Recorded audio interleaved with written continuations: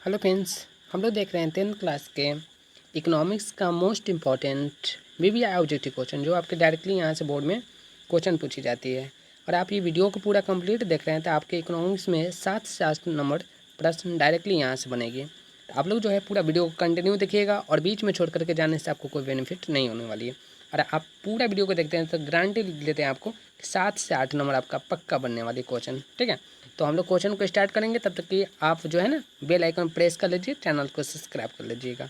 ठीक है, चलिए स्टार्ट करेंगे हम। क्वेश्चन नंबर 1 आपको बताना है, सन 2008 से 9 के अनुसार भारत की औसत प्रति व्यक्ति आय कितनी थी। आपको बताना है सन 2008 से 9 के अनुसार भारत में औसत प्रति व्यक्ति आय कितनी है। ये क्वेश्चन पूछा गया है और आपको आंसर इसका क्या लगाना है। मेरे आंसर देने से पहले आपको आंसर लगाना है ऑप्शन नंबर बी में। ठीक है, 25,494 रुपये जो है ना 2008-9 के अनुसार भारत के औसत प्रति व्यक्ति आए हैं। क्लियर है। चलिए अगला प्रश्न आपके सामने रहा, बोल रहा है स्वतंत्रता पूर्व भारतीय अर्थव्यवस्था थी।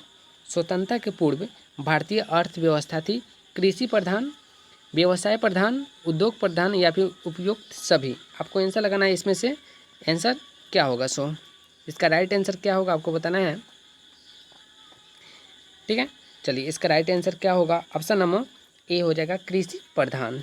ठीक है, कृषि प्रधान मेरा जो है स्वतंत्रता से पूर्व मेरे भारत की अर्थव्यवस्था थी। 1991 में जाकर के मेरा जो भारत का अर्थव्यवस्था है वो कैसा हो गया, मिश्रित हो गया। इस चीज़ को आप लोग याद रखिए। चलिए अगला प्रश्न है, फूट डालो और शासन करो।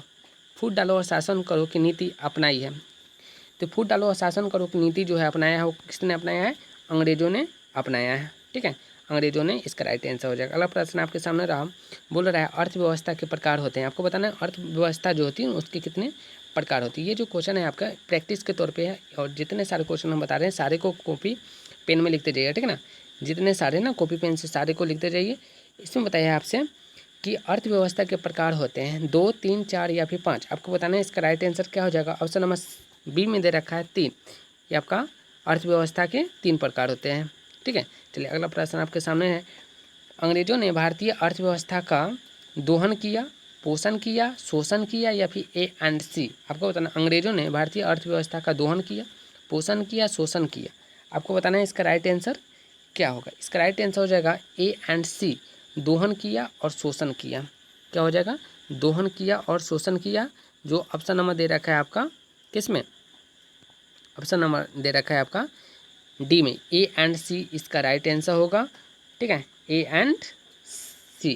ठीक है, चलिए अगला प्रश्न आपके सामने है, आज़ादी के बाद भारत में प्राथमिक क्षेत्र का योगदान है। आपको बताना बढ़ता गया, स्थिर रहा या फिर घटता रहा। आज़ादी के बाद भारत में प्राथमिक क्षेत्र का योगदान कैसा रहा, बढ़ता रहा, स्थिर रहा या फिर घटता रहा। इसका राइट आंसर क्या होगा, घटता रहा। क्या होगा इसका राइट आंसर, घटता रहा। ठीक है, कृषि के योगदान। अगला प्रश्न आपके सामने बिहार से रिलेटेड प्रश्न है, बिहार के किस जिले का प्रति व्यक्ति आय सर्वाधिक है। सबसे ज़्यादा जो है ना बिहार के किस जिले में प्रति व्यक्ति आय यानी कि सबसे ज़्यादा वहाँ पे एक दिन का इनकम होता है। तो आपको राइट आंसर इसका लगाना है ऑप्शन नंबर ए में पटना, इसका राइट आंसर हो जाएगा। क्लियर है। चलिए अगला प्रश्न आपके सामने है, बोल रहा है आर्थिक एवं मौद्रिक विकास एक दूसरे के पूरक है, प्रतिरोधी है, व्युत्क्रमानुपाती है, समानुपाती है। इसका राइट आंसर क्या होगा आपको बताना है। इसका राइट आंसर हो जाएगा पूरक है। क्या है, पूरक है। इसका राइट आंसर क्या हो जाएगा, पूरक। क्लियर है। चलिए आर्थिक एवं मौद्रिक विकास एक दूसरे का क्या है, पूरक है। चलिए अगला प्रश्न आपके सामने है, साहित्य की दृष्टि में विकास और वृद्धि में डैश है, अंतर है, कोई अंतर नहीं है, कभी अंतर भी है और कभी नहीं है, उपयुक्त में से कोई नहीं। आपको आंसर लगाना है, इसका राइट आंसर क्या हो जाएगा। ऑप्शन नंबर बी, इसका राइट आंसर कोई अंतर नहीं है। क्या है, इसका कोई अंतर नहीं है।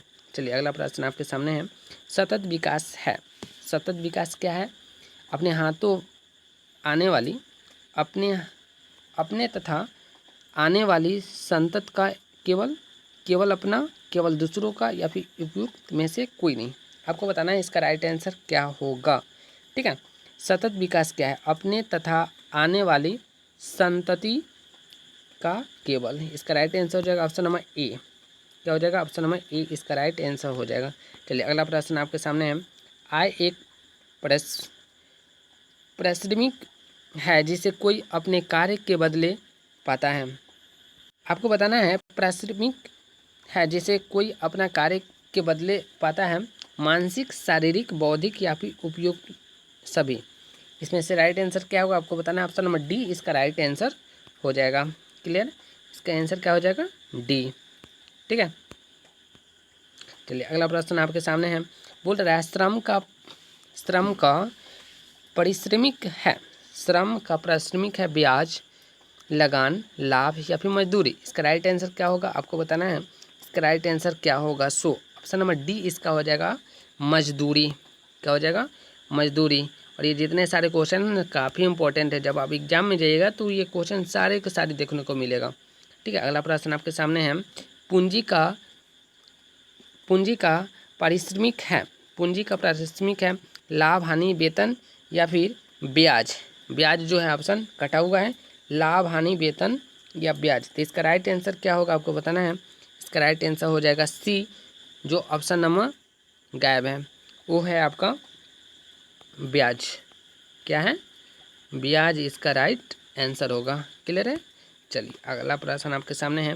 बोल रहा है कि भूमि का पारिश्रमिक है, भूमि का पारिश्रमिक है लगान, ब्याज, वेतन या फिर लाभ। इसका राइट आंसर क्या होगा आपको बताना है। ए हो जाएगा लगान। क्या हो जाएगा इसका राइट आंसर, लगान हो जाएगा राइट आंसर। चलिए अगला प्रश्न है आपके सामने। गरीबी गरीबी को जन्म देती है, यह कथन है प्रोफेसर पिंगू का, मार्शल का, रैगनर नक्स का, जॉन माउडर का। इसका राइट आंसर क्या होगा आपको बताना है। इसका राइट आंसर हो जाएगा ऑप्शन नंबर सी, रैगनर नकर्स का, रैगनर नकर्स का। चलिए अगला प्रश्न आपके सामने है। विकसित राज्यों में ऊंची होती है पूंजी निर्माण दर, प्रति व्यक्ति आय दर, सेवाओं का मूल्य, उपयुक्त तीनों। इसका राइट आंसर क्या होगा, ऑप्शन नंबर बी हो जाएगा प्रति व्यक्ति आय। प्रति व्यक्ति आय क्या होती है, विकसित राज्यों में ऊंची होती है। राष्ट्रीय आय के अंतर्गत शामिल है, राष्ट्रीय आय के अंतर्गत क्या शामिल है, वस्तुओं का मूल्य, वस्तु एवं सेवाओं का मूल्य, सेवाओं का मूल्य, इनमें से कोई नहीं। आपको बताना राष्ट्रीय आय के अंतर्गत कौन शामिल है। इसका राइट आंसर क्या होगा, ऑप्शन नंबर बी हो जाएगा राइट, वस्तुओं एवं सेवाओं का मूल्य। ठीक है, चलिए अगला प्रश्न की तरफ हम लोग चल रहे हैं। अगला प्रश्न आपके सामने है। बोल रहा है कि कुल उत्पादन एवं उत्पादन में किए गए खर्च का अंतर कहलाता है। कुल उत्पादन में किए गए खर्च का अंतर क्या कहलाता है, प्रति व्यक्ति आय, सकल घरेलू उत्पाद, कुल घरेलू उत्पाद या फिर शुद्ध राष्ट्रीय उत्पाद।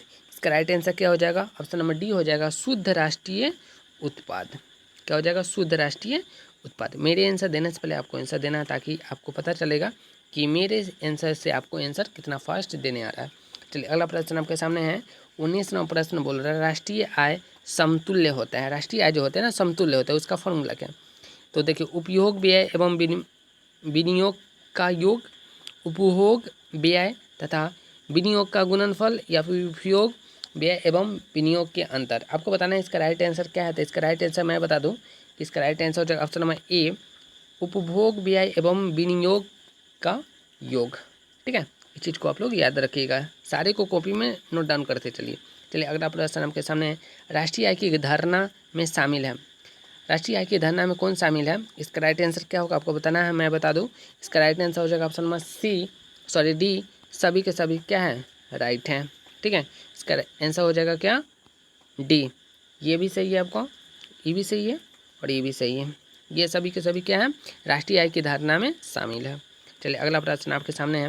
बोल रहा है सर्वप्रथम राष्ट्रीय आय की अनुमान का वर्ष था। सर्वप्रथम कब राष्ट्रीय आय का अनुमान लगाया गया था। राइट आंसर क्या होगा आपको बताना है। इसका राइट आंसर हो जाएगा ऑप्शन नंबर सी, 1868 दादा भाई नौरोजी के द्वारा अनुमान लगाया गया था। इस चीज़ को भी आप लोग याद रखिए। भारत की सर्वप्रथम अनुमानित प्रति व्यक्ति आय थी, आपको बताना है भारत की सर्वप्रथम अनुमानित प्रति व्यक्ति आय कितनी थी।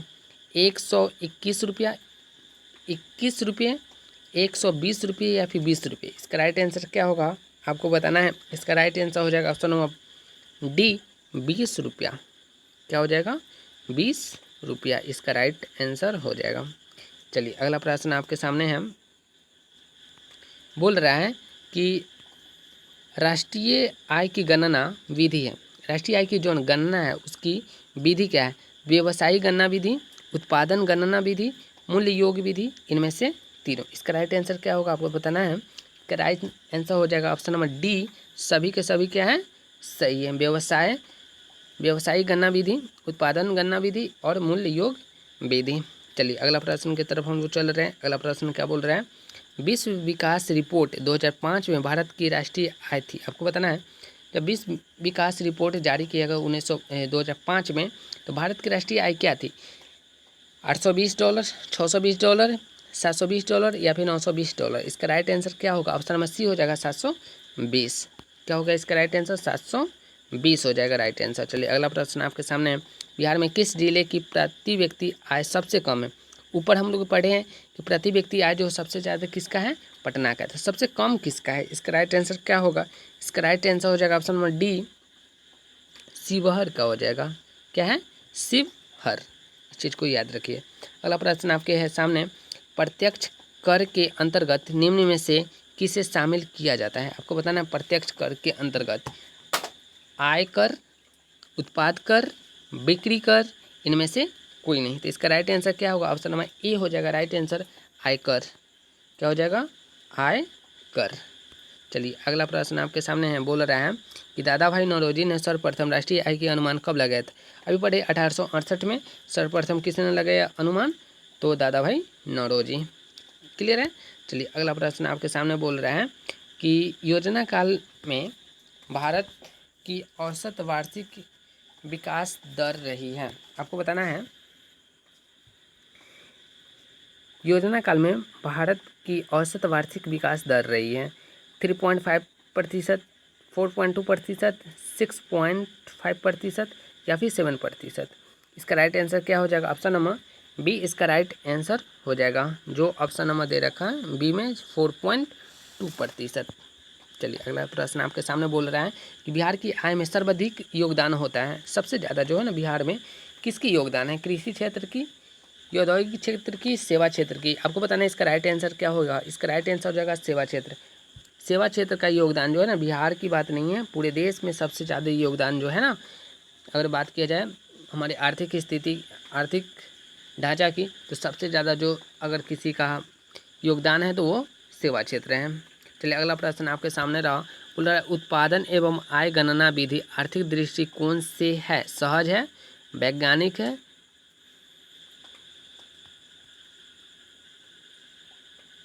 या फिर व्यवहारिक है, उपयुक्त सभी। इसमें से राइट आंसर क्या होगा आपको बताना है। ऑप्शन नंबर डी हो जाएगा, सभी के सभी क्या हैं?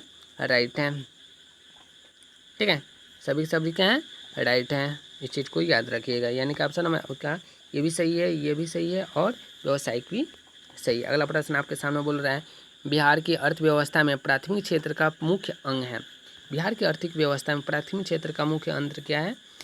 निर्माण है, कृषि है, परिवहन है या फिर व्यापार है? इसका राइट आंसर क्या होगा? ऑप्शन नंबर बी हो जाएगा इसका राइट आंसर, कृषि। क्या हो जाएगा? कृषि।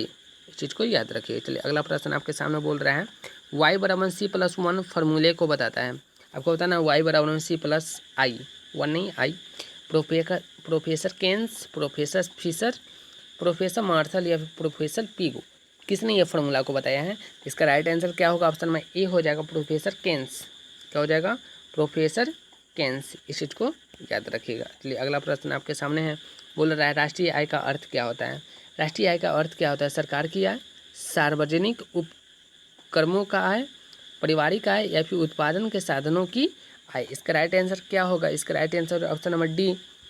इसका राइट आंसर क्या हो जाएगा? ऑप्शन नंबर डी, उत्पादन के साधनों की आय। चलिए अगला प्रश्न आपके सामने बोल रहा है कि भारत में किस राज्य का प्रति व्यक्ति आय सर्वाधिक है? सबसे ज़्यादा जो है ना, किस राज्य का है? सबसे ज़्यादा राज्य बोला है ना, कि बिहार राज्य का, जिला पूछा है, राज्य। तो इसका राइट आंसर क्या होगा? इसका राइट आंसर हो जाएगा ऑप्शन नंबर डी, गोवा का जो है ना सबसे ज़्यादा जो प्रति व्यक्ति आए हैं। चलिए अगला प्रश्न आपके सामने बोल रहा है कि भारत में वित्तीय वर्ष कहा जाता है, कब बोला जाता है वित्तीय वर्ष? 1 अप्रैल से लेकर के 31 मार्च जो है ना वित्तीय वर्ष के महीना के नाम से जानी जाती है।